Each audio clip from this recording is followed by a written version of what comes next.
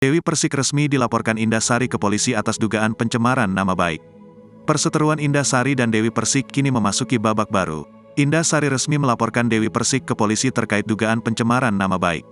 Hal itu disampaikan oleh kuasa hukum Indah Sari, Ricky Herbert saat mendatangi Mabes Polri. Diketahui, konflik yang terjadi di antara Indah dan DP, sapaan akrab Dewi Persik, berawal dari foto bukti perselingkuhan Ruli, kekasih DP. Indah mengambil foto Ruli saat sedang bersama wanita lain di Bali. Kuasa hukum Indah pun mengungkapkan alasan kliennya memutuskan untuk membawa permasalahannya ke ranah hukum. Jadi inti pokok permasalahan saya sudah sampaikan terdahulu bahwa sebenarnya saya tidak berharap ini bermuara ke ranah hukum. Tapi tahap demi tahap kita lalui tidak ada perkembangan yang signifikan, yang baik untuk menuju suatu perbaikan kedua belah pihak. Akhirnya muncul somasi saya yang pertama tidak direspons. Muncul somasi saya yang kedua tidak direspons, ya saya membela hak-hak daripada klien saya, ungkap Ricky. Pintu damai telah tertutup rapat, kini Indah resmi melaporkan mantan istri Saipul Jamil itu ke polisi. Dikatakan Ricky, Indah sudah menjalani proses pemeriksaan,